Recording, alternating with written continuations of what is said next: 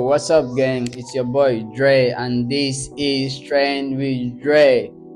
If it's trending, we're definitely talking about it. So sit tight, let's dive into what's buzzing in the world of Nigeria.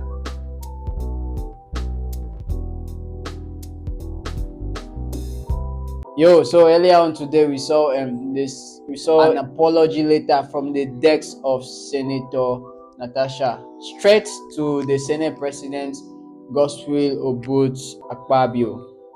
Okay, so before we go through the apology letter, let's just dive back into what transpired between both of them, which led to this apology letter.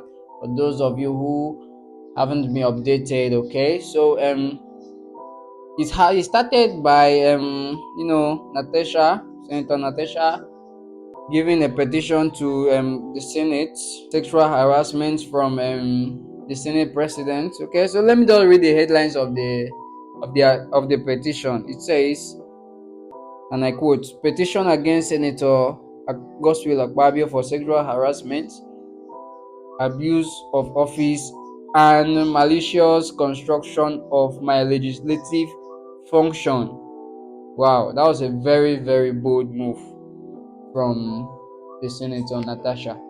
So I think let me just summarize the petition for you. So Senator Natasha, representing Kogi Central, submitted a petition to the Nigerian Senate on behalf of the Senate President Godswill Obut Akpabio, who alleged sexual harassment and abuse by a senior official in the Kogi Central Senatorial District Office. The petition highlights the obstruction of Akpabio's duties, the validation of allegations, and the need for Senate intervention to ensure justice and preserve the integrity of the National Assembly. It notes Akpabio's unsuccessful prior attempt to address the issue and urges the Senate to investigate and take appropriate measures. So that was the petition sent to the Senate on behalf of Senator Natasha, to the Senate. Okay, so after that, wow, the state was in chaos, and after some days, the Senate came with a solution to suspend Senator Natasha for 6 months, and that was a rigorous move for the Senate. So Natasha didn't stop there; she went ahead.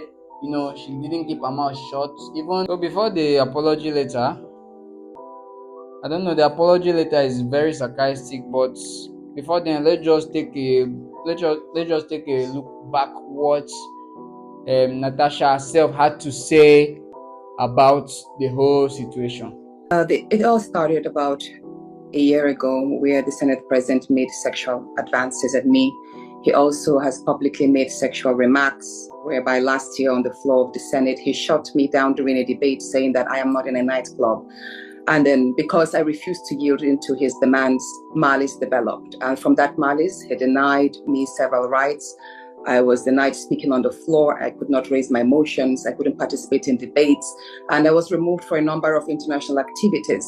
So all of that went on, and I was still silent, thinking that in the process of holding everything up, he would discover his wrong, recognize me as his colleague, and let me work.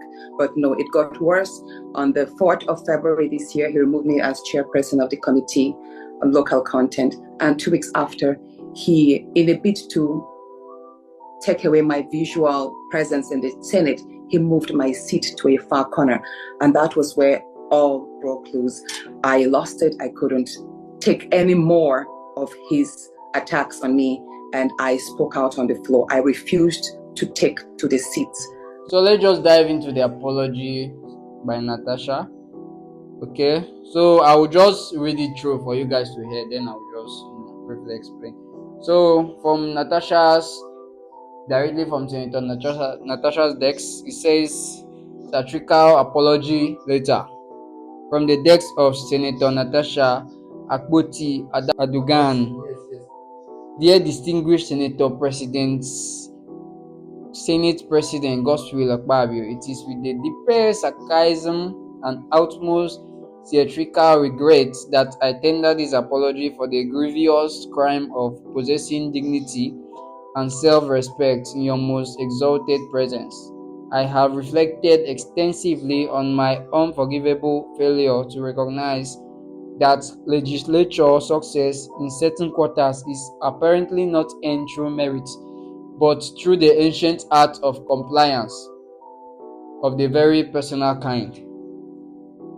How remiss of me not to understand that my refusal to indulge your request was not merely a personal choice but a constitutional violation of the unwritten laws of certain men's entitlement. Truly, I must apologize for the prioritizing competence over capitulation, vision over vanity, and the people's mandate over private dinners behind closed doors. I now realize the catastrophic consequences of my actions: legislation delayed, tempers fled, and the tragic bruising of egos so large they require their own postcodes for this disruption to the natural order of quid pro quo, which means I think something for something. Yeah, I bow my head in fictional shame. Please find it in your magnanimous heart, somewhere buried deep beneath layers of entitlement, to forgive this stubborn woman who mistakenly believed that her seat in the Senate was earned through election, not erection. I remain yours in eternal resistance, Senator Natasha H. Akpoti, unafraid, unbought, and unbroken. So that was straight from Senator Natasha's desk to the Senate President's Gospel about Akpabio. So wow, that was a sarcastic apology. I don't know. I really don't know. She was expressing regret of prioritizing competence and the people's mandate over personal compliance with his alleged request.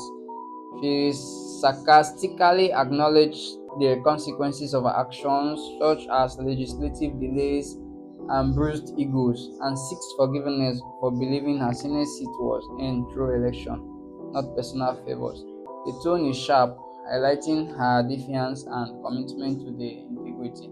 So if the allegations was truly, if it was really true, it's not good though. It's bad if the harassment was true. On the other hand, if it were just false allegation, allegedly, or if it were false allegation, it's not also good for the image of the Senate president. So that's all for today. Thanks for sticking and thanks for watching. Do well to like, share, and subscribe if you are new here. And goodbye.